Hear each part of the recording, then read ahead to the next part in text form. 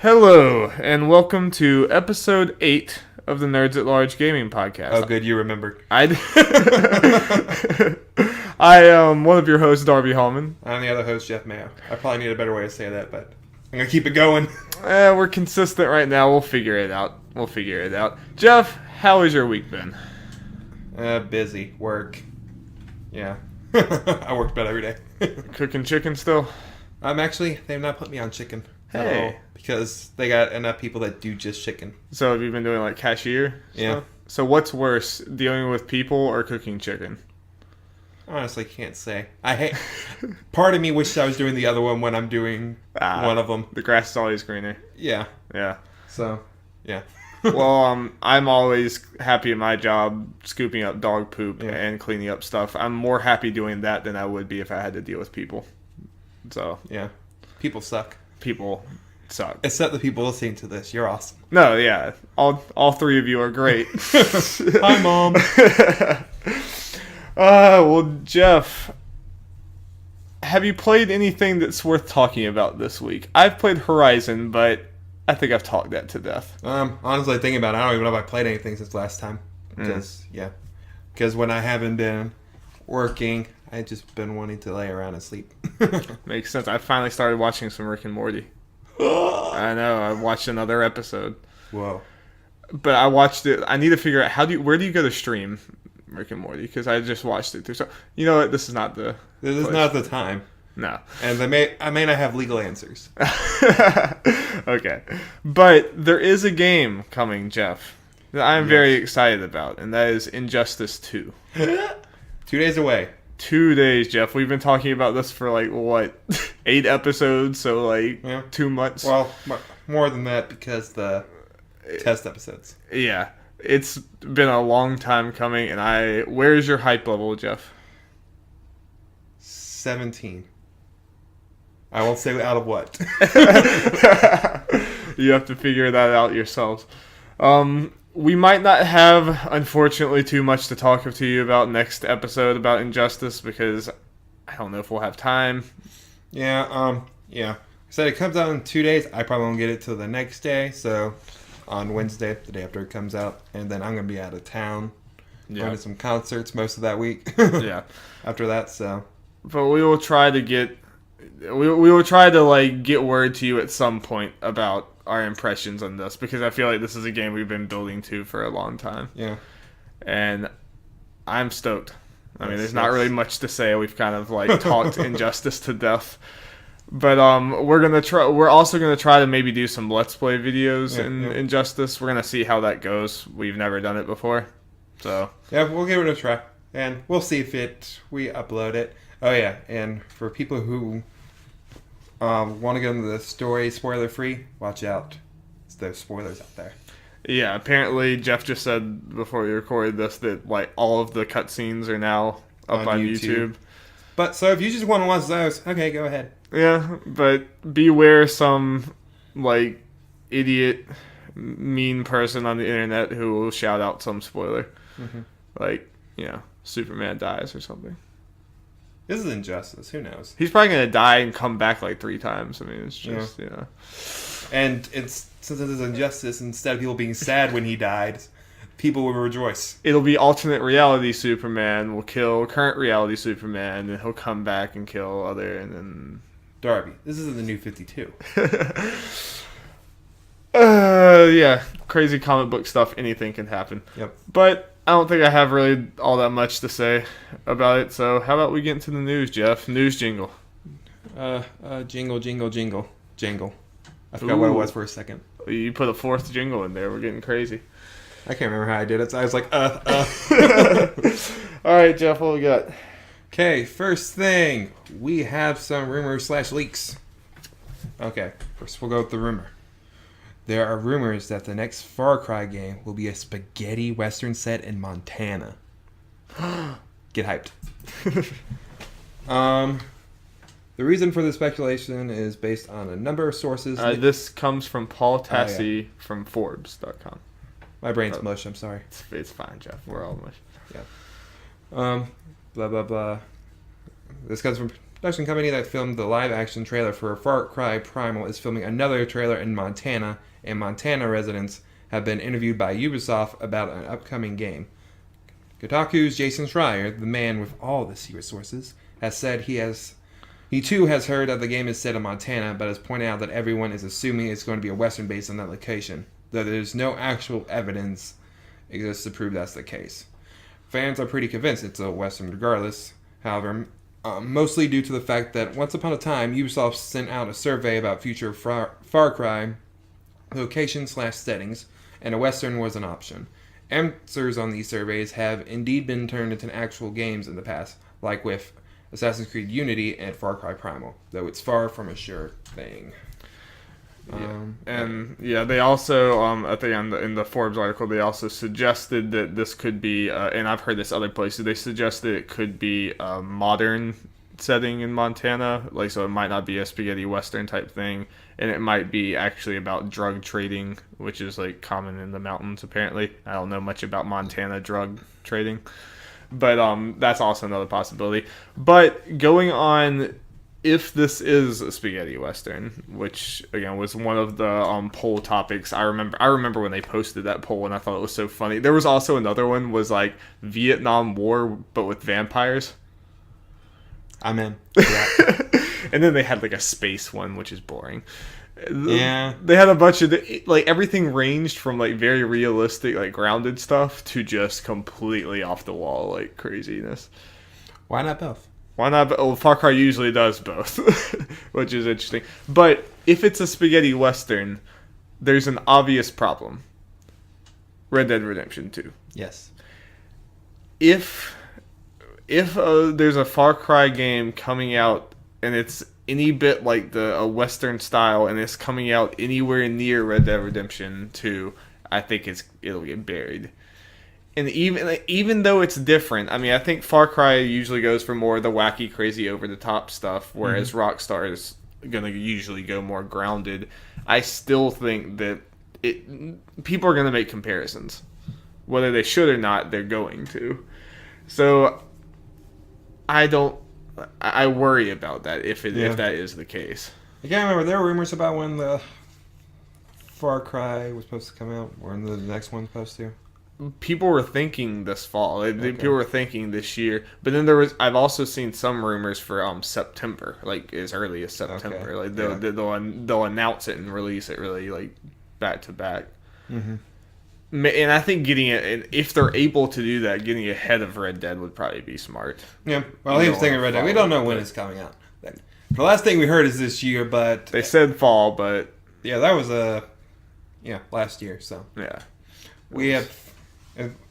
Let's say if it does, the new Far Cry, it's a Western, comes out in September, and then Red Dead gets pushed back. He'll probably be fine then. Yeah. I mean, if it can get some distance from it, as long as it's good, of course. Yeah. But I mean, who knows when we'll even see the next time we'll see Red Dead. Also, they usually don't. If the whole September or even fall things really, it's true for Far Cry and it's a Western. Yeah. We may not even see much Red Dead except for maybe a tiny gameplay thing before that. So, yeah, they won't be as much in people's mind as they might be able to dominate it more, and because I don't think Rockstar is really worried all that much about Far Cry, but Far Cry is probably more worried about Red Dead. Yeah. I mean, that's definitely how this goes. But that being said, I myself this seems interesting. It could be a very interesting location. See their take on like wacky Western type stuff. I think I'm conflicted because I kind of liked the more Far Cry 3 and Far Cry 4 how they're kind of like they're in a more like grounded location and then they get wacky from there. I didn't like Primal quite as much because of that. Primal was more just wacky all the time. Like it didn't make it, it was still fun. Mm-hmm.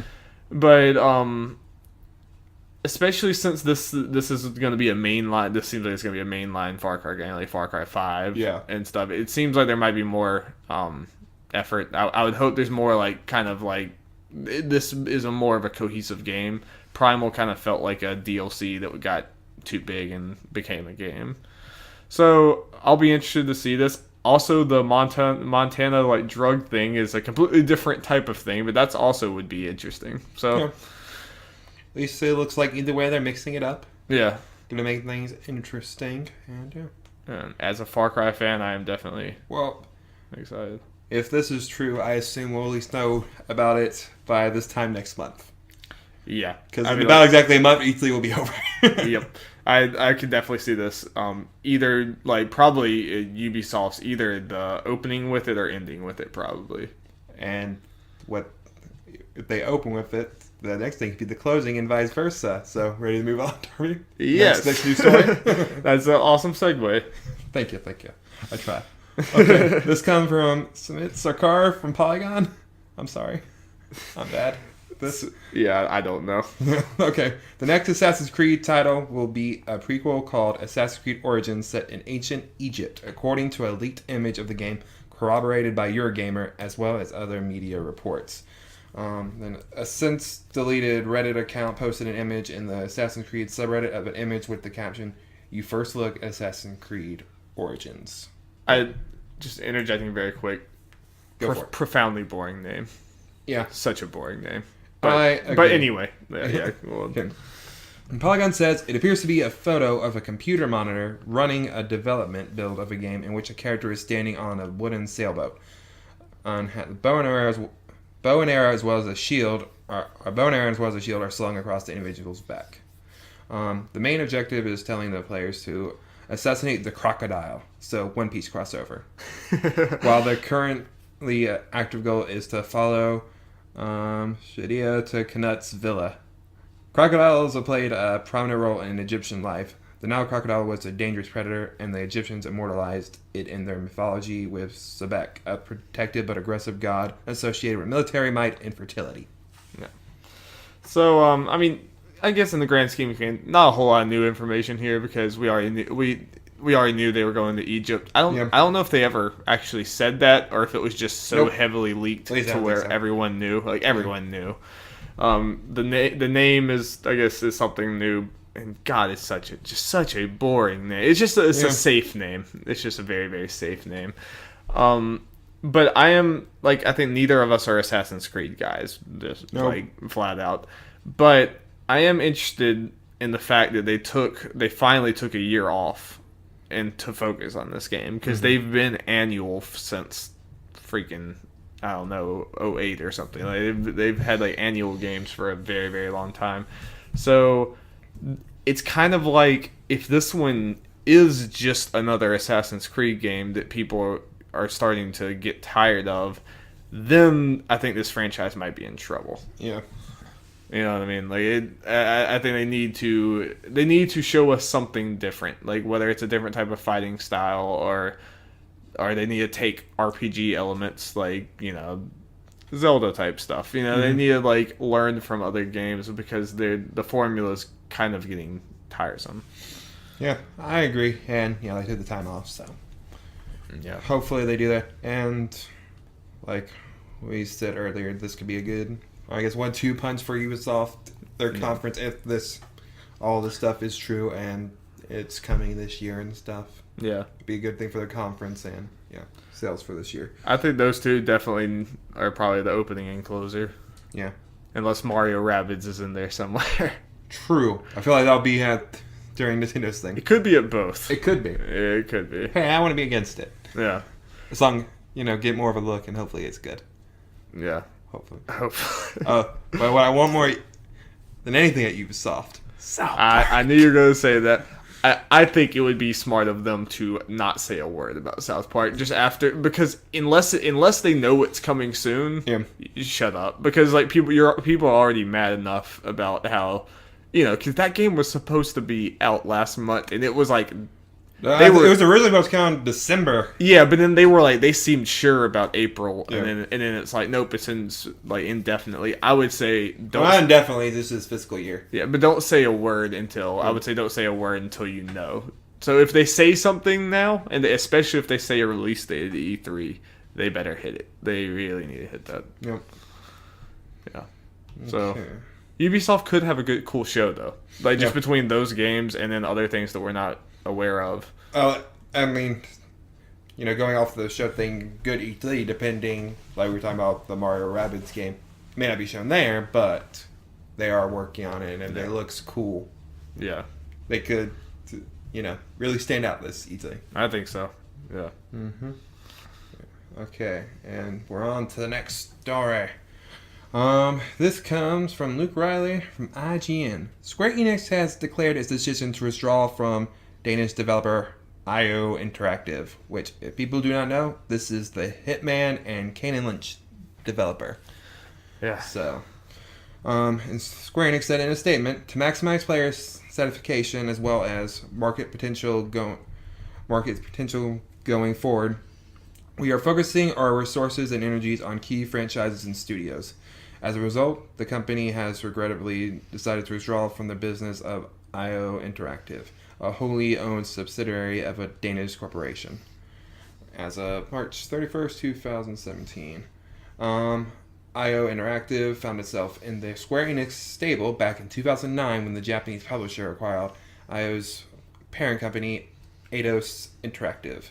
What the news means for the future of the studio itself and the Hitman series is unclear. Last year's Hitman Season 1 left the current story in limbo, and as of August last year, IO Interactive was planning for 3 seasons of the episodic game.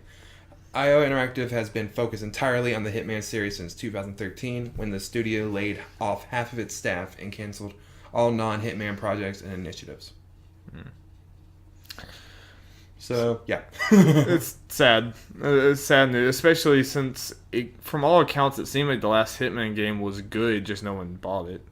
Yeah. Like, at least a lot of the things I saw were positive. I'd say like people love the game. I don't know about sales. I'm not saying one either way because I can't remember what I saw. I guess I didn't see much. I didn't set the world on fire. With this, but I feel like Hitman was one of those things that started out slow, and then especially once it was released, word of mouth started increasing sales. Yeah, I guess I need to look more into But so, this kind of sucks because we mentioned on this podcast and we talk about it. We really want to play this Hitman game at some point. And excited to know if I like it, and even if I didn't really care for it, a lot of people love it. More of this was coming. Yeah. So, yeah, this sucks. And it's a pretty big name thing for Square Enix too. Yeah, get rid of the Hitman developers. So be interesting to see what they do with that franchise. Yeah. I mean, again, we don't know for sure. I feel like Hitman had to do pretty well.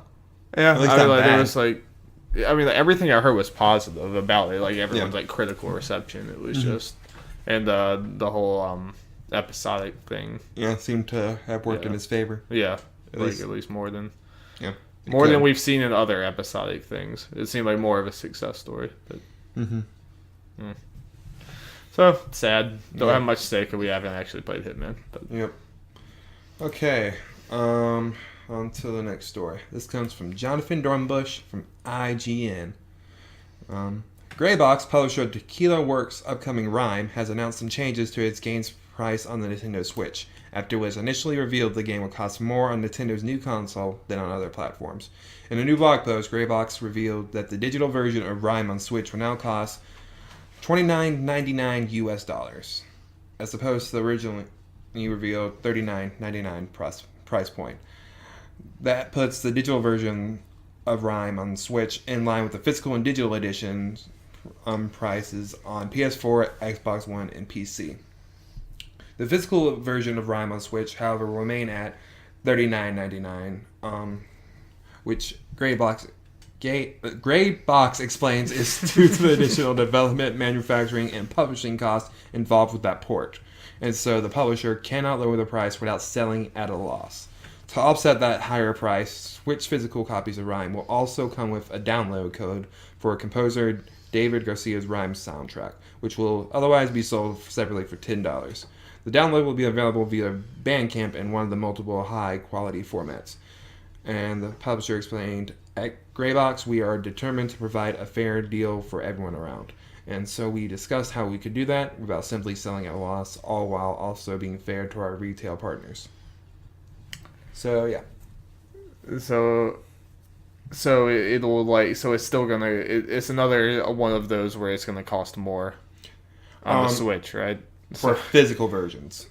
Yeah. Okay, so all right. So the digital is $30 like the for other everyone. one, Okay. but the physical is going to be $40. We've seen this before with Puyo Puyo Tetris, where Yeah. it was $10 more on the physical thing, but it was $40 for physical Puyo Puyo Tetris, but $30 like the other versions of it on digital. Right. And they added something extra to it, keychains in Puyo Puyo Tetris case, like this is doing with the soundtrack, to justify the price more. But it's still just, it's a weird situation. Yeah. That the Switch is finding itself in. Obviously, this has to do with the carts. Yeah. The production of those. So, eventually, if this happens long enough, it seems like people will eventually just be like, well, I'm just not going to buy physical. Yeah, buy physical Switch games. games. That's pretty digital. much why I bought or at least part of the reason I bought the digital version of Puyo Puyo Tetris, and if I get Rhyme, need to see more about it, I'm interested in it and stuff. I'll get the digital version of this. Yeah, especially if it's $10 for almost every game, that adds up. Yeah, it seems to be more a case for the smaller games because it's not the case for the big $60 games or Nintendo owned games. But to see how this is going to be a trend, we need to see more, more games come out for the Switch, because every game has either been, mainly a Nintendo game or a big game, Right. as far as games that have been released physically, or indie games that have only been really released digitally. Yeah, We have very few cases of the smaller games being released for both. Right. But when bigger games come, if they do, whatever, that will be on both. We'll see that more. But then there's also the storage space thing. Like, have you had to buy a SD card yet? No, I'm got a good ways off. You still have a lot of space. Yeah, I only have a handful of digital games, and luckily, unlike the PS4 and stuff, you don't have to do automatic download when you put a physical copy in.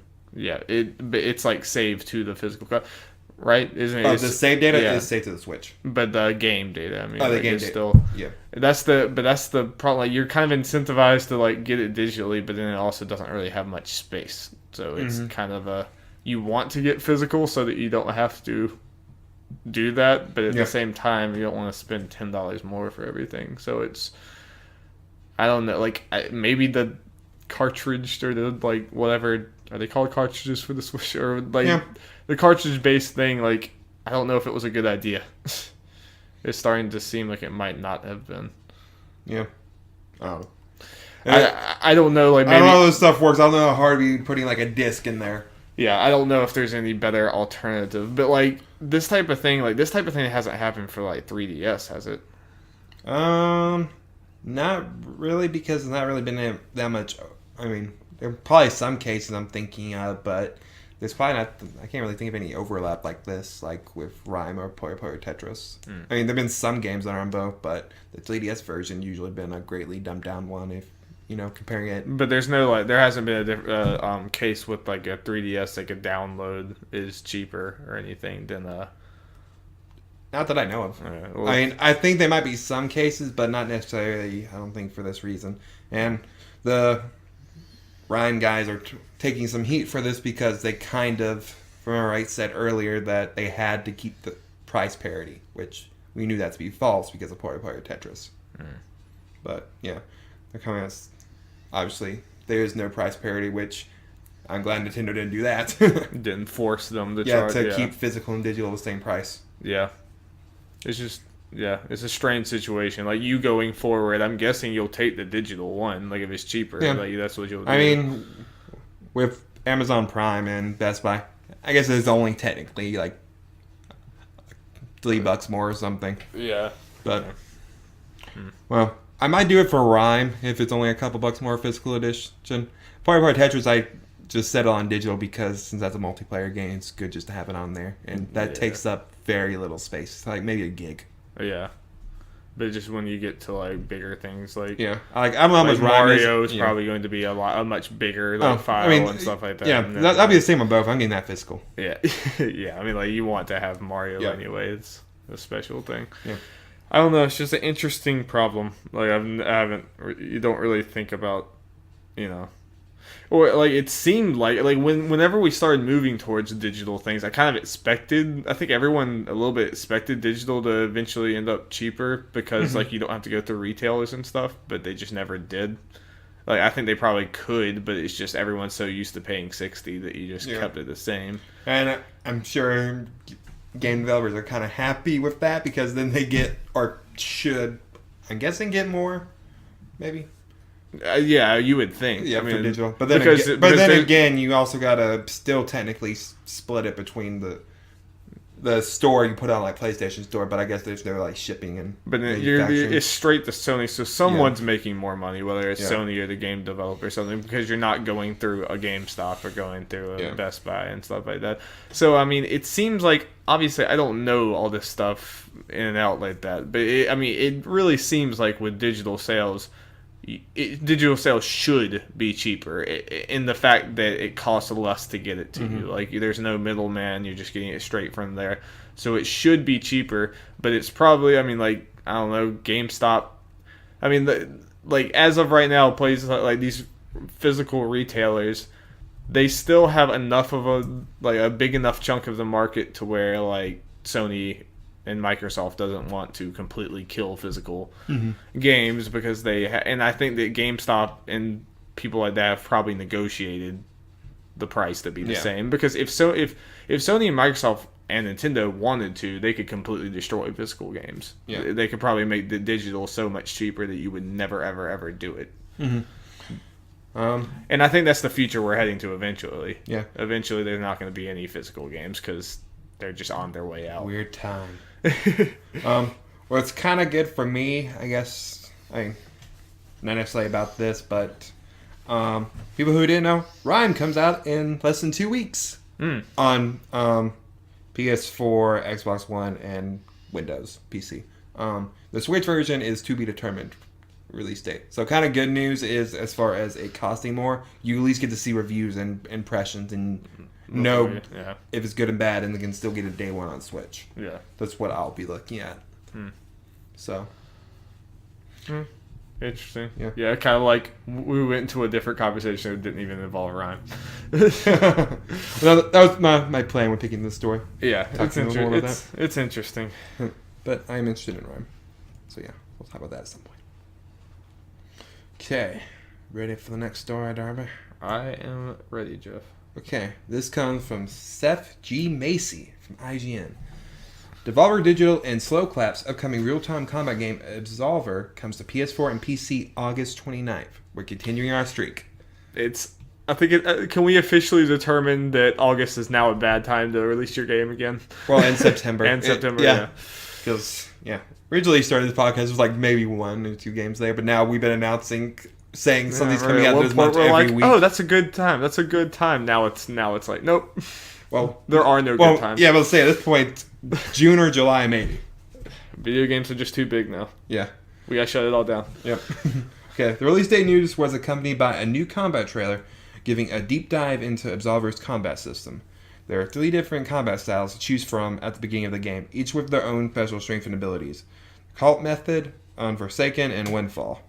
The trailer also goes in detail about Absolver's combat deck, the inventory of attacks that players can use while fighting. Decks are built of 4 stances, with different attacks available with each stance.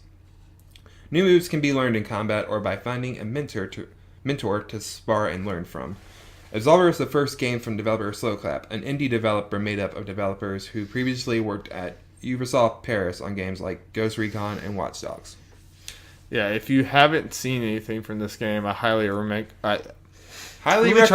There you go. I highly recommend you go look at it because this seems like it's a very interesting game. Yeah, it's like 4 minutes. Definitely. If this sounds interesting, or you want to see something, I guess, kind of unique, go check out the combat trailer. Yeah, it's like mixing a fighting game, like not like a 2D fighting game, but like a 3D fighter with open world, because it seems like a pretty expansive thing just from a little bit. Yeah, we watched some gameplay. Yeah, we haven't looked too much into this, so we don't know if this thing's been announced as far as like how the game's world is set up. Like Darby said, the maps or whatever they showed in the trailer and some gameplay footage someone posted. Yeah. Looked very open. Yeah, which is weird because when I first saw this, I thought it was just gonna be like I pick a fighter, you pick a fighter, or maybe a few of us, and we have a map and we find each other and fight, which is fine. I would be fine with that, and I'm sure there's obviously gonna be modes like that. Mm-hmm. But I think it's also interesting to have like this is an interesting take on a fighting game that could make it a lot more fun even when you're out by yourself. Because when it comes to Injustice or other things like that, when you're when you're done with the story mode or something, it's not all that much fun to play by yourself in a fighting game. But this, if you have this world to go explore and you're like, you encounter all these different people, you try to fight this guy, you beat him, and then you go and you try to beat more and more people. Yeah. Yeah. And the art style is really cool too. I like it. It's definitely an indie game. Like it definitely looks like one. Yeah. So hopefully it has an indie price. That's Because admittedly, as the world to explore, it looks. I mean, it's a fighting game, I guess. yeah. But the world looks pretty empty. At least what they showed, which may not be a bad thing depending on. If there's enough Exactly the people game and is. you're like, I guess it's like focusing on the combat and exploring is just kind of like just a way for you to go find different people. Mm-hmm. I think it could be fun. I'm definitely not completely sold on this. Like there's a lot left to do, and it seems like it's a very small developer, small team.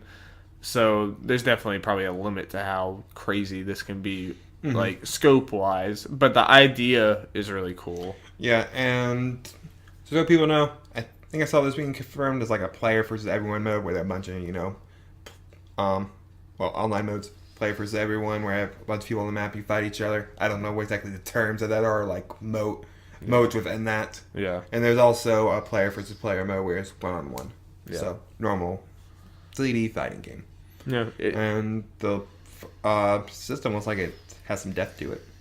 Yeah, it does. That's we haven't even talked about that. There's it definitely, like, if you watch it, there's like different stances, and like with each stance you can have different combos in it, and then there's also different like classes of warrior or fighter. Yeah, as mentioned earlier, they're the different combat styles you get to choose from. I can't remember like which one goes to which, but one of them had parry. Wait, what's one of them? Yeah, one of them had parry. The other one had absorb. That maybe we'll call it like you absorb hits and then can fire back. Yeah, and there was like one that like if you were able to like if you can block attacks or whatever, and then if you're able to respond with an attack, you don't get the damage. Like it mitigates the damage. Mm-hmm. So it seems pretty deep with that. And there's a base of characters, and then there was like sword characters and like aggressive ones.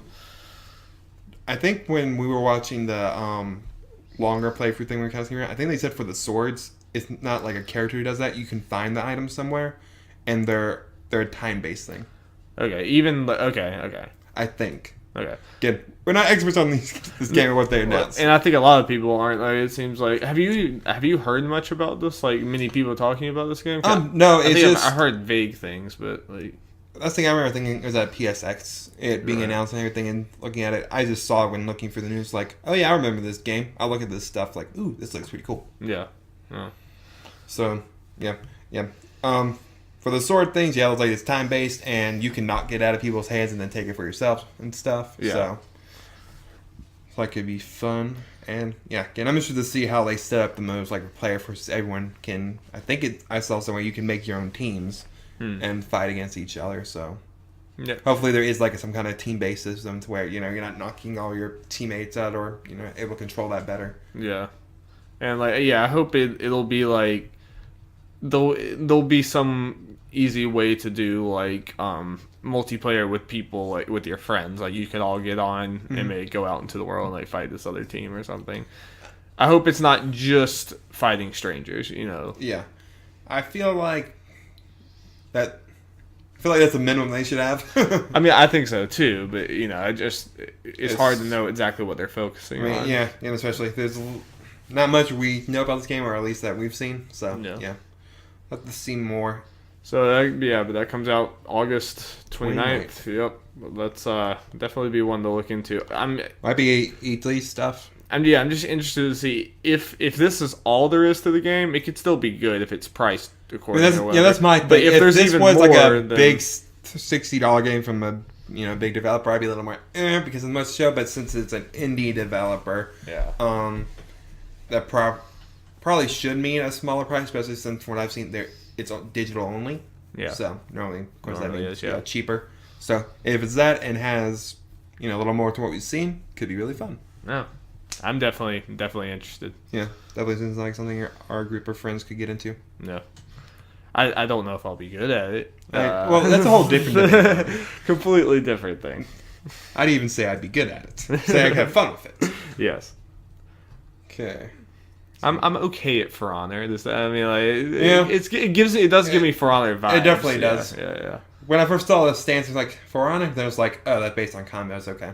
Yeah, not a but rock, it's paper, still scissors like system. you can be like double teamed, and you can have like it's the 3D space, and it's kind of like very like fall down holes. And yes, which is annoying as hell, but there's That's like strategy. There's strategic things to it. It definitely gives me For Honor vibes like that. So, and that's pretty interesting to see with the open world.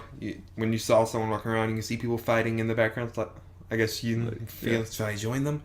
Should I team up with one of them and take on the other one? Well, that's what it seems exciting to me. So like you show up, there's two people fighting, you help one of them beat the other guy, and like we did it, and then you start fighting. Like that seems like that. That's the thing. This is interesting because it's like a fighting game, but then it has all these multiplayer, bigger multiplayer and open world elements. Yeah, if they're able to juggle both of those effectively and not just have a weak version of both, then there's a lot of potential here for sure. And we will definitely talk about it later on. Absolutely. Okay. Let's go on to the next thing. This comes from Alex Newhouse from GameSpot. Edmund McMillan, founder of Super Meat Boy developer Team Meat, has been working for the past few years on a seemingly endless number of updates and ports for acclaimed roguelike The Binding of Isaac Rebirth. For instance, the game just launched on Switch, and McMillan recently announced a new patch that adds a bunch of user-created content. But that's not all he's working on. McMillan revealed he and programmer Tyler Glaio are close to revealing a completely new game. I was going to help you, but I can't. I don't know.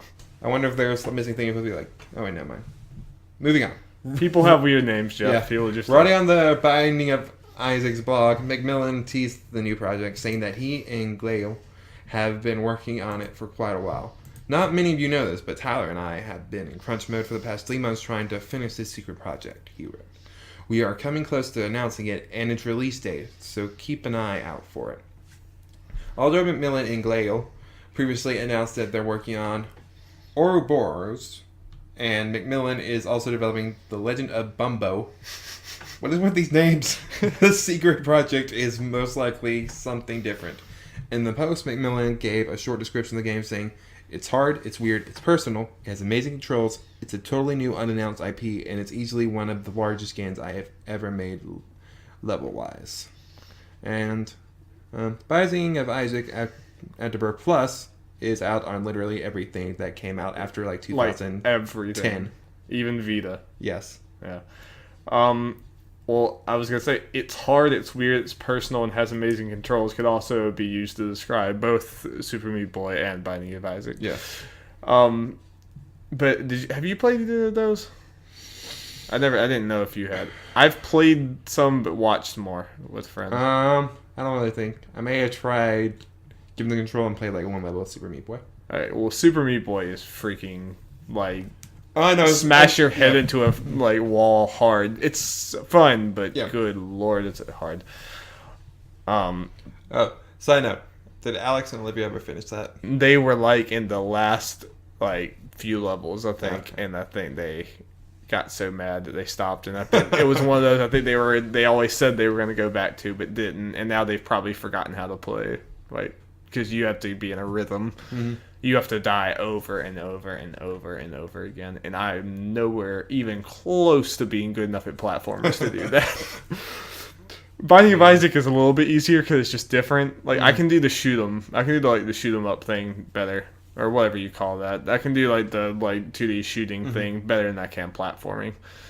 So, but both of those games are very weird, artsy games, but they're really cool, and they kind of they both push their respective things genres and like just the indie scene in general Yeah. forward a lot because they kind of exploded and they've been like slow burns, obviously, to the point where like now, Binding of Isaac's on everything. It's like pretty big. Like a lot of people have played it, so definitely interested to see what they have coming next. Yeah.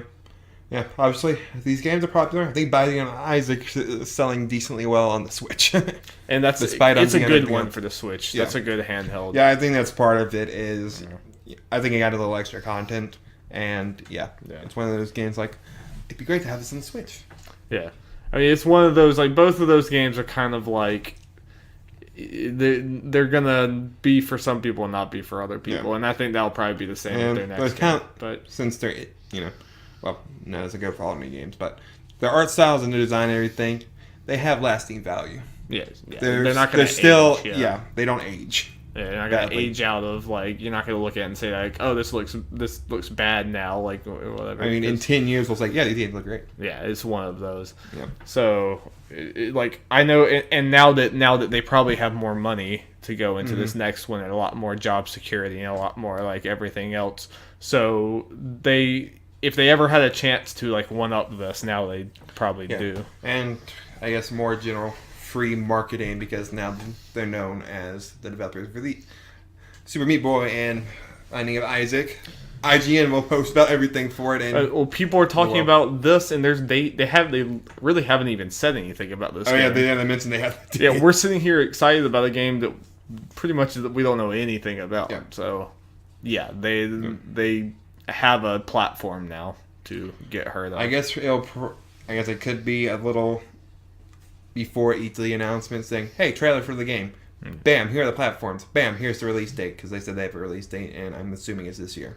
Yeah, and another thing, these are the people that are going to like probably religiously be on the Switch. Like you're going to be able to rely on this type of game being on the Switch, and it's cool to when indie games like this are coming. If you're a Switch owner, you can almost rest assured it's probably going to be on there, and you can get excited about that, which is cool. Oh, yeah. I mean, I don't even know what this game is, but just look at the other... If it counts something and I enjoyed it, or I was interested in and was going to get it, that's something I definitely got on the Switch. Like, I don't even know what it is. I'm like, I don't know why I wouldn't if it was coming to the console. And it seems like a lot of the indie scene kind of travels together. Like they were all went to the Vita... And everything else, obviously, too. But Vita was kind of like a haven for indie games. And now it seems like, in a very short amount of time, that's becoming the Switch. Yeah, partly because, the Switch doesn't have it's more powerful and everything. And it doesn't have this Vita's first-party problem. Yeah. I mean... Nintendo can't not support it. Yeah. I mean, Nintendo might have a first-party problem, but compared to the Vita, it should at least have some. Yeah, Nintendo doesn't have the PS4 crutch. This is their system, so yeah. Okay, ready to move on, Darby? I am ready, Jeff. Okay, this comes from Chris Pereira from GameSpot.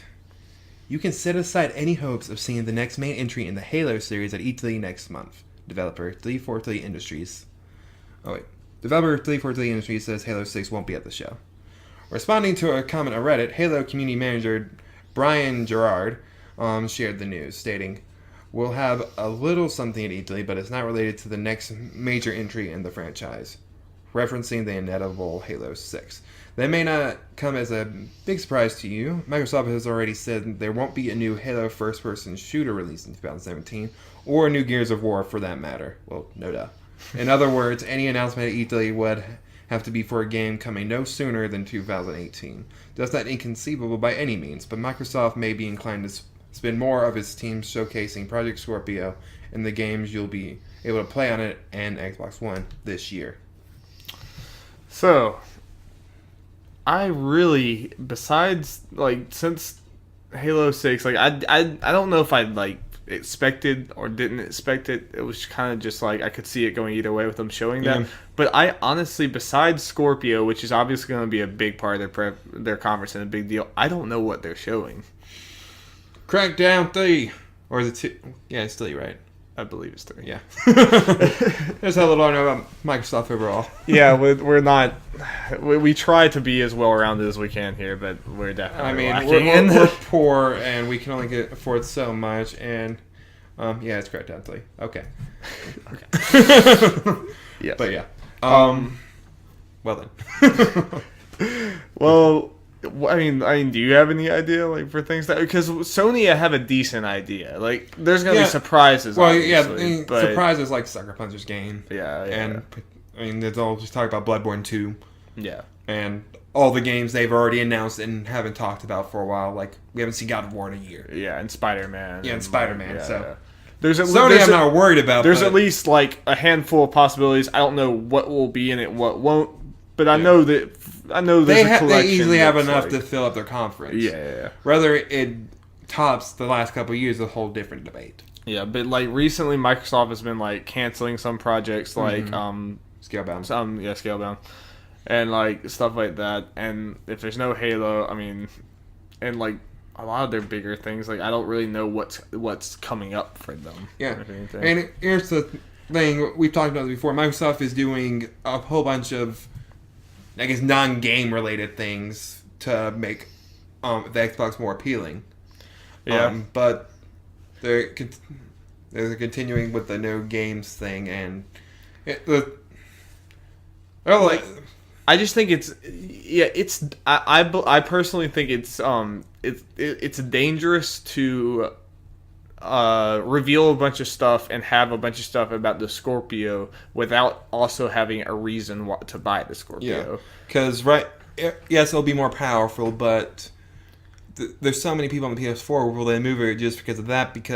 But it sounds better, other than I guess Crackdown or whatever other few French games we might be forgetting, or some they might of course they might announce some things, but if they're just going to showcase games that are already coming out on the PS4, what's the reason for them to pay for people to pay all the money that just you have for to like do? a graphics upgrade, pretty much. Yeah, I mean, PS4 Pro, apparently selling well, but it's not like setting the world on fire. No, I mean that's why. I mean they have an opportunity, but I hope there's some exclusive and some like really big awesome thing that they're hiding and they're keeping hidden at all costs that is going to blow us away.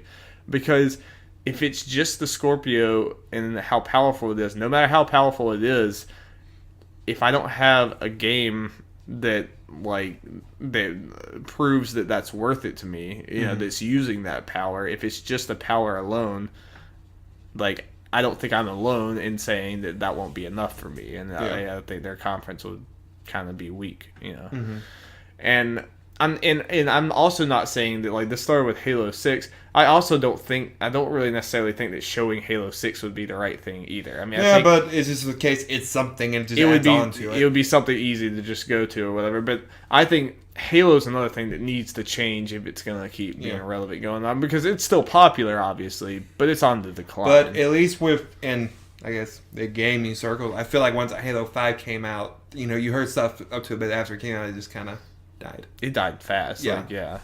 Like, it's weird to think that happened to a Halo game. I forget that a Halo game came out. Yeah. Which at one point, like, I would never have been able to forget about that. People would have been talking about it constantly. I can't even remember when it came out. I honestly don't either. That's the sad part. Like, I just remember that E3 thing, him with the poncho. Yeah. Yeah. And, like, I don't know if Halo... Like, I wonder if Halo can get back to that point, or if it's just that's gone on too long. We're just in a different gaming world now. Yeah. And it could pull I don't know. I feel like that'd be something that could distance itself from its current fan base still. It could pull Zelda in a way, or they could try to. Obviously not the exact same type of game. But that kind of overhaul. Like, that kind of, like, it gets you out of nowhere, where they kind of, like, shake up the idea of Halo. Mm-hmm. And I think if it's going to continue, it needs to do that. Yeah. Then again, I just thought, like, they can do this and that in my head, and like, oh wait, that would be Destiny. Yeah, and that's the I don't know. Yeah, I worry about the future of Halo and everything, and I'm kind of glad. Like, I want them to take time, so like I don't want them to rush out to E3 when they're not ready for it. Mm-hmm. Especially since I think like the last time Halo was showed at E3, like everything they showed none of it ended up in the game because I think they had to make something for E3. They didn't really have a game yet. But at the same time, Microsoft might need Halo. I don't know. I just Yeah. I don't follow Microsoft that closely because I own the system. yeah. But other than people mentioning Crackdown, I can't remember what other games are apparently coming out for it. Any like big exclusives? There's Maybe whatever car game they have because I can't even remember. Forza. Oh yeah, Forza's Xbox, right? Microsoft. Yeah, it is. Okay. But I have no clue when the last Forza was. I absolutely no clue. Not even a little. That's really I'm on a gaming podcast, and I asked what system Forza. I have trouble keeping these car games apart. I don't know how I don't know how I remember. Somehow I remember Gran Turismo's PS4. Yeah, I just remember that Forza's. oh yeah, but I feel like they're more of them, so I get mixed up. Third party. I think both of us have a gigantic blind spot when it comes to racing games. Yeah. So it'll be interesting. Maybe we'll seem like idiots in a little bit, in a few weeks when Microsoft blows us out of the water. But we'll see. Yeah. Yep. More E3 news, Darby. Are you prepared? My body is ready. Okay. This comes from Alex Osborne from IGN. Nintendo has outlined its plans for this year's E3. It happened. As detailed on the official Nintendo of America Twitter account, the company will hold a Nintendo Spotlight on June 13th at 9 a.m. Pacific Time, 12 p.m. Eastern Time, 5 p.m. UK Time, where we'll learn more about Nintendo Switch games, including Mario Odyssey, on e3.nintendo.com. Immediately following, Nintendo will kick off its Treehouse Live event, during which developers and members from the Treehouse will showcase gameplay from various Nintendo Switch and 3DS games. Finally, on on June 13th and 14th, Nintendo will host tournaments for both Splatoon 2 and ARMS, which can be seen live from its E3 booth.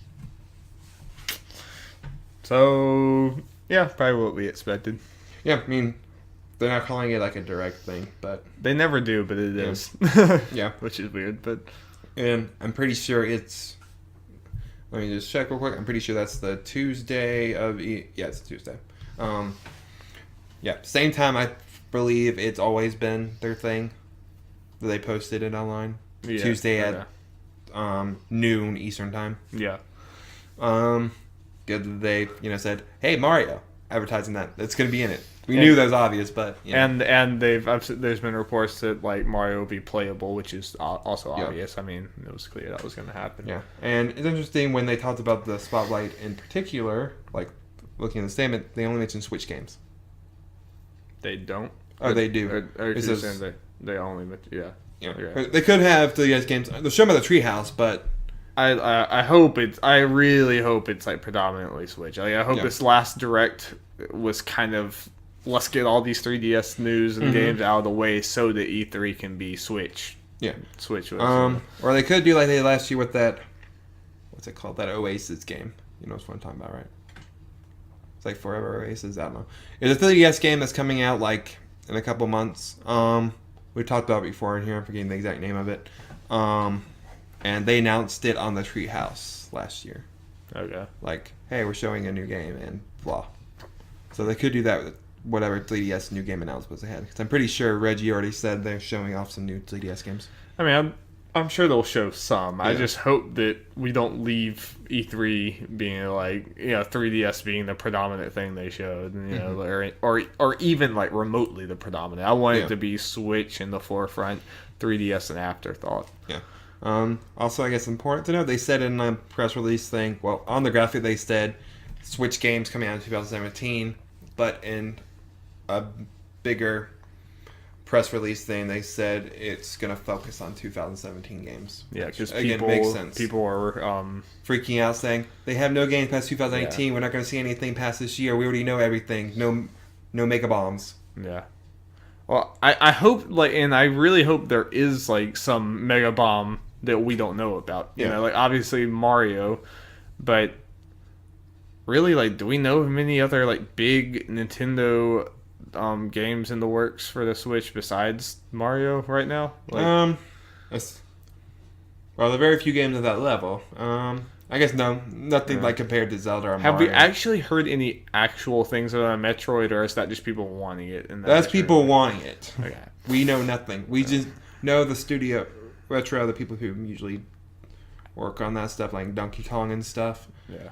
Are, new game we haven't heard about yet. We know they're working on something, so we, of course, have reason to believe that they are going to announce whatever they're working on here. Like, if they were going to announce a big, 2018 game, Right. that feels like that'd be it. Yeah. Whatever they're working on. Mhm. Or an Animal Crossing Switch game. Which, while we don't care about it, that would be huge. That would be very, and the very Switch is the perfect console for that. What's do you know when the last time the Animal Crossing team made something? Like, could they be getting close to Okay, that? I'll say this. I don't know about the teams exactly. I know, some old Animal Crossing guys worked on Splatoon, for instance. I don't know how that team's made up. But the last... I'll check to make sure. I believe the last Animal Crossing that came out on 3DS came out in 2012.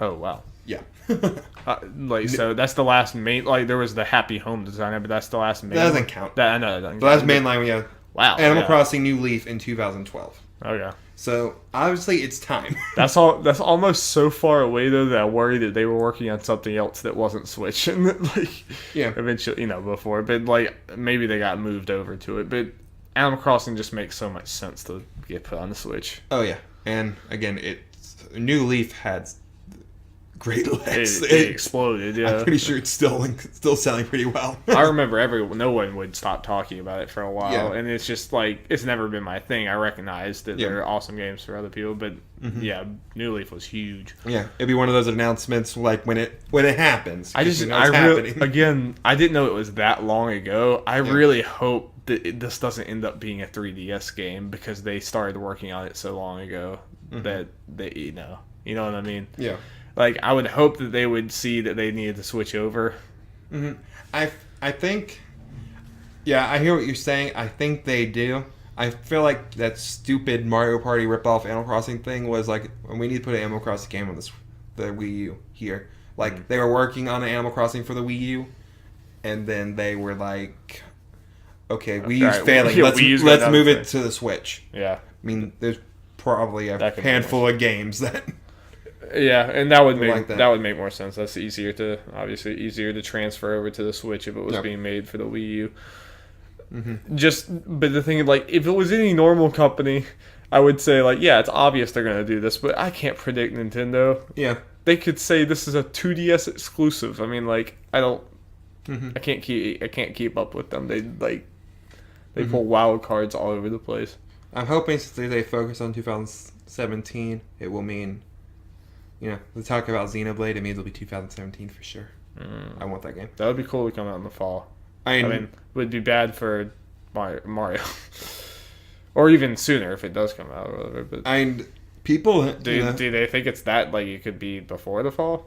What? For Xenoblade? Oh, probably the Xenoblade Chronicles X for here was in December. Okay. So people are predicting, just based off what we know, Nintendo might be able to get one pretty big game a month, starting in June. I can't remember the exact games ARMS, Splatoon, Fire Emblem Warriors, the Mario Rabbids, Pokemon Stars. I can't remember what else. Mario Odyssey, and then ended with Xenoblade Chronicles 2. Okay. Yeah. Yeah. Make sure definitely get Mario out by. Black Friday before that. Yeah, it needs to be October, November, something like that. I mean, Xenoblade, as much as I'm looking forward to it, it's a niche thing. Yeah, December kind of is the month to go out and die, but that's the month that games are usually sent to die in. But who knows? Yeah, we'll see. I mean, I think there's a ceiling for Xenoblade anyway. I mean, I think the Xenoblade fans are going to buy it, but... Yeah, and I feel like it's a game that... As long as it's good, of course, and people like it, it'll have legs. Plus, it's a Nintendo game, so it'll probably have legs as long as it's good, regardless. Yeah. And so, yeah.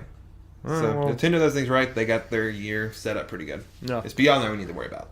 Yeah, and you guys can definitely keep watching us in the next few weeks because we're going to start talking more about our E3 predictions and more detailed stuff about all this stuff.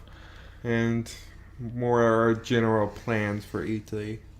What we're going to do during that week. It's quickly approaching. Yep. We're about a month away. Less than a month away. Yep, less than a month. Crazy. Get hyped. So for the news. All right, Jeff. Yeah, that is all from the news. Now we're going to the main topic, which this week is about reviewing games. This was bound to be a main topic at some point, and with everything that's happened this week, I didn't see any better time. So, if you're not aware, this week Prey came out, which is a new Bethesda's latest game. It's a big shooter by Arcane. And Bethesda, last year, if you didn't know, Bethesda changed their review policy and made it so that gaming sites like IGN don't receive review copies of games until the game launches for everyone.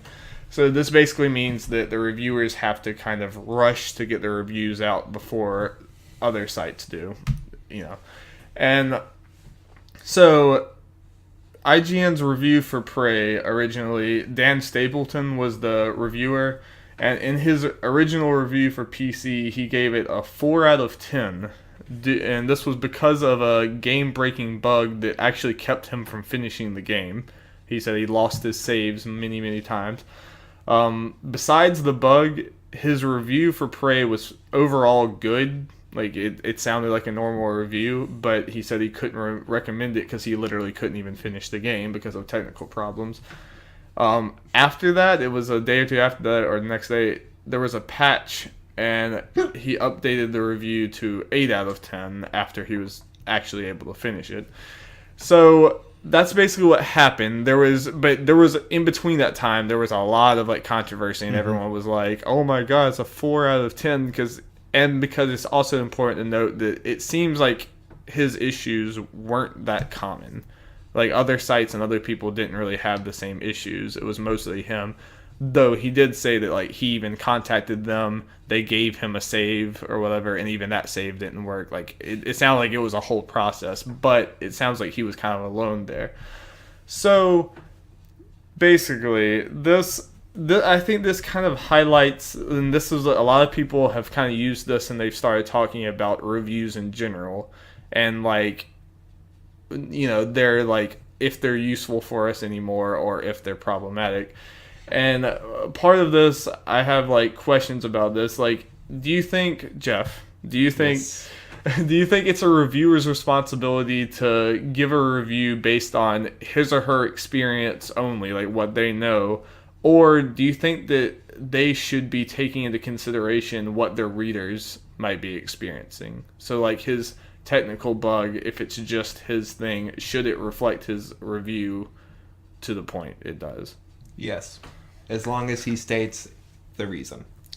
Yeah, I agree with that too, and but I do think I agree with that. But I do think this kind of shows this is the weakness of reviews or whatever. Is something like this could happen and it could reflect your review score or whatever, but it could not be a common thing with everyone. Yeah. No one else might experience this.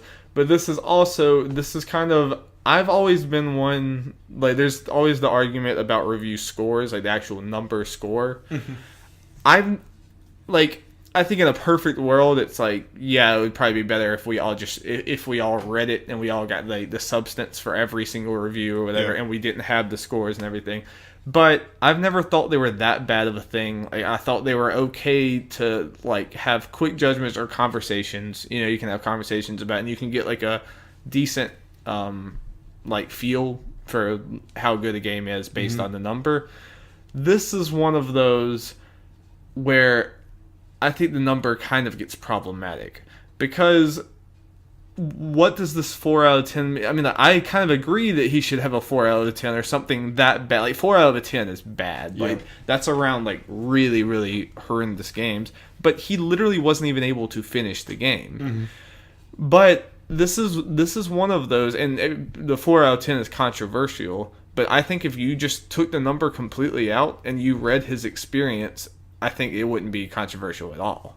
You know what I mean? Yeah. If you took the number out of it completely and you read it and he was he was enjoying the game, but he literally couldn't finish the game. The game had that much of a technical problem.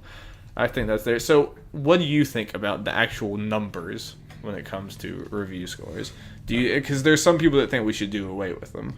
I don't necessarily think that because, like I said, it's a good overview to see, I guess, how overall a person feels. Yeah. Not everyone has time to read every single review they're interested in. I guess looking at if they want to look at multiple, kind of get an idea of how people generally stand. Yeah. But at the same time, if you like to read reviews, it's probably not good to necessarily read just one. Because in the case like this, if you just, since this wasn't a common issue, if you just read Stapleton's review, you make that idea, oh, this game is just broken, like no matter what. Right. But apparently that wasn't the issue. Yeah. So. And I do think like he can only do what he's seen, especially since he's trying to do this review as fast as possible, and he's just there. In normal circumstances, you wouldn't even have other people to go off of. I will say I found it weird because I saw the score, the 4 out of 10, and then saw the updates. Like, okay, I'll see how it is. I found it weird that that one little thing doubled the review score. Well, and because if you go like, I'm actually kind of surprised IGN kept the original one on there. It says old version on the YouTube, like at least on YouTube. Yeah. I don't know if they had the article, but it's the same thing. I think it had. Yeah, I think it had something like that. If you watch them, if you watch the two videos, they're almost like a lot of it's the same. A lot of it's almost identical. A lot of his wording and everything is still identical. Because like it seemed like the game was good. Like it ended up as an 8, so the game's pretty good. It is, and that's where I don't know what I would do in his situation. Like I can't like completely fault him for the 4 out of 10 and everything, because if a game's that broke, if you have that bad of a time, that's all you can go off of.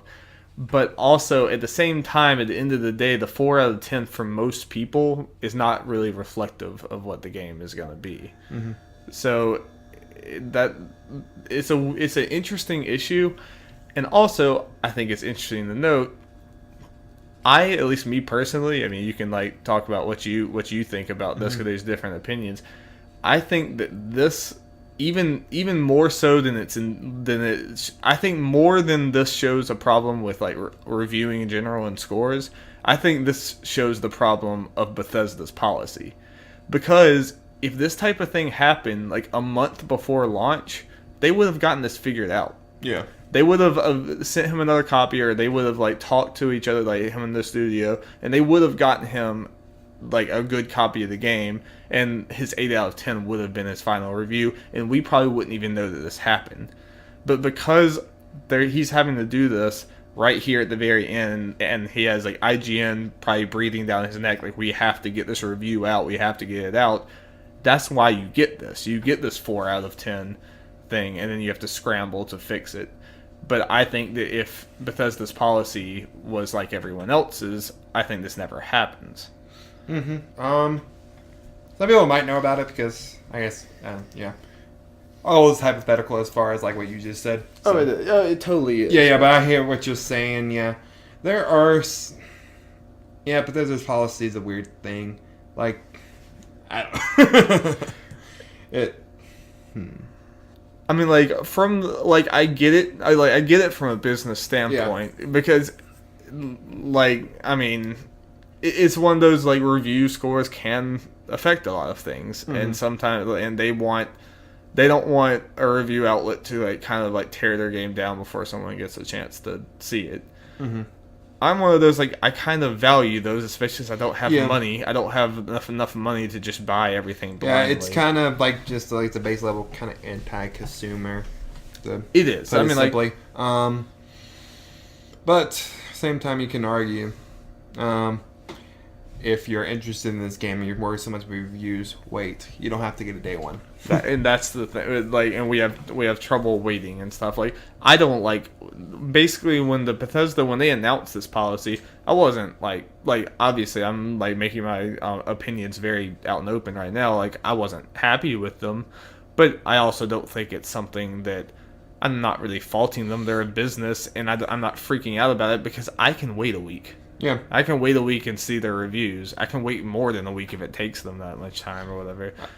I don't really have a problem with that, but I do think that this makes the quality of the reviews yeah, see, worse. not about to say, like, this also just shows, I guess, the problem with the business side of the reviewing, No. because like you were just saying, like IGN breathing down Sableton's neck about you have to get this review out, like so he's rushing.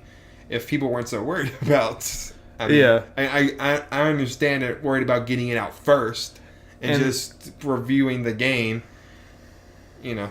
And I like, and yeah, it's easy to say like, yeah, they shouldn't be so worried about that, but then like, but at the same time, like I work at a student newspaper. It's a very smaller version of this or whatever, but we have like, when something happens, we have to get, if we don't get it out there fast, then the state or someone else is going to cover it before us, and we're irrelevant. Yeah. You very, very quickly become irrelevant. So yeah, IGN could take 3 weeks and make a awesome review that just like really, really nails it. But then they'll be so far behind everyone else that no one's reading that review anymore. Everyone read it the first week. They read GameStop's. They read everyone else's. And then you're like, well, like, so it's just the business doesn't work that way, and I don't know how you fix that. There's really not that much of a way. Yeah, I just had a thought. I wonder what it'd be like if Nintendo had a policy with Breath of the Wild. They have to get the same. How you wouldn't like? You wouldn't be able to do that. Like that would be freaking. But like that's probably like. I mean, Bethesda's a big company. One day they're gonna release probably like a Witcher type RPG that's 100 hours long. Mm-hmm. How are you gonna actually have a halfway decent review of that if you get it when everyone else does? Like I feel like Bethesda just hasn't released a game that is that big yet since this policy change. They're also lucky that they haven't, since they started this policy, they haven't released a crap game yet. Yeah. The moment they do that, their goodwill is gone as far as like this review policy thing goes. And that's, I mean, like, because again, I'm not trying to completely crap on Bethesda, because like I see where they're coming from, and like it definitely, I mean, like, because and if everyone did what Bethesda does, then the reviewers would have like no leverage on them, and it would just like completely fall apart. Yeah. Bethesda, it was a gutsy move to do that, but at the end of the day, I do think that like whenever your reason for doing that, or the effect of doing that, there's no way it's not anti-consumer, because all you're doing is you're taking more information away from the person who's going to buy your game. So basically what you're what your end goal is, even if it's not like completely laid out there, is you want someone to go buy the game without reading anything about it. You want to get those first day people who might have been turned away by a bad review. You want their sales before they know it's bad. Mm-hmm. And I think that kind of sucks. Yeah. But that's like they're one of those positions where, they make good games. Yeah, and they're a big enough studio where they can do that. Indie studios couldn't do that. No. They live and die off, no. People getting their game early and being able to test it out and, good word of mouth. Yeah, if they were like, no, you have to wait till then just okay, IGN won't cover them. They won't. You won't hear about them. They'll just like fade into obscurity. Except for the really, ones that just suddenly get really big word of mouth just from people playing it. But it wouldn't be like I wouldn't be hearing like I listen to all of IGN's podcasts or Kind of Funny you wouldn't hear them talking about these games if they weren't able to play. Yeah, you only hear about a handful of those smaller games. Yeah, instead of all the ones we are hearing about nowadays. Yeah. So it's and because of this, the last bit, do you think that because of Bethesda's policies and because of this like kind of changing nature and the way that the games media in general is, do you think we will have reviews like going like indefinitely, like going like far into the future with games, or do you think that the traditional like media outlet like let's go check GameStop, let's go check these for reviews, do you think that will eventually fade away and it'll be community stuff? I think they'll still be there. I don't see any reason why not. I think so too, and the reason I think that is because like they've been able to go through this, and I feel like there's kind of a parity between them almost. Like we listen to what actual people like community people say, and we listen to that. They kind of, I think they can exist together like that. Also, here's the thing about like reviews. Like we're talking from the the eyes of people who are really into stuff and follow it. A bunch of people who play Bethesda game probably don't even know this policy exists. No, a lot of people don't. We're nerds, but Yeah. at large. Yes. And so, we listen to more like the game community and their impressions more. Yeah. For a lot of people, they're just looking at these reviews. The majority of people, I assume. I have no reason to... Yeah, most people probably don't like a lot of these reviews. I read them and I know the person. I hear them talking about all this other stuff and I know about all this. I'm in the weeds with all this.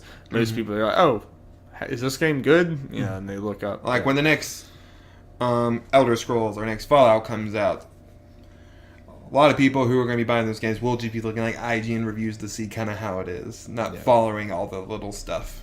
Yeah, like we will. Yeah. So. I mean, it's interesting because reviews do hold even if they're holding less power now, they still they hold a surprising amount of power. Yeah. Because when something like this happens, like that 4 out of 10, I saw it everywhere in my gaming circles or whatever, and people were people freak out. People freak out when a game that they're passionate about gets a 7.5. They're like, "Oh my god!" They're either like, "It's horrible," or "This reviewer is terrible." Like, how could you give it a bad score? It's not a bad score. They'll even do that for an 8, and it's just people tie a lot to these numbers. And stuff. My so only reason when I can't even think of an example at the top of my head, but when I see a game I really get into getting a kind of score, I think I kind of about it, more upset because I know how people react to it. Yeah, you're like, oh boy, here we go. Or it could be for the company, because if Breath of the Wild was 7.5s across the board, or Mario, if Mario Odyssey was that way, Nintendo would be in trouble. Yeah, and there's some games that are big. Like if you're in a big enough company, you can kind of withstand some somewhat not good, some middle of the road reviews or whatever. But especially if it's a smaller thing or whatever, that could kill it. Like if you're on the fence about a game and then because I definitely do that. If I'm on the fence about a game and then all the talk about it is really negative from IGN and from other places, I usually a lot of times I won't go for it. Yeah, as far as negative, really negative, but as far as the 7.5 range, Snake Pass is usually getting reviews around that range. Yeah, context means a lot.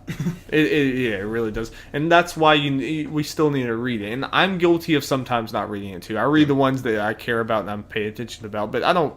No one reads all of them, and that's I'll read if I don't care as much about. I'll read general stuff just to kind of. Yeah, the summary to get an idea generally why a reviewer reviewed it this way, or on the Metacritic thing, why a bunch of people, everyone collectively gave it the Metacritic score. Yeah. So it'll be interesting if this eventually does come back to bite Bethesda more than this. I mean, this got fixed. I guess there could be some people that just saw the 4 out of 10, never saw anything else, and they're like, "Oh, Prey's horrible," and never went back. But chances are you probably see other things. When I saw this, I was like, dang.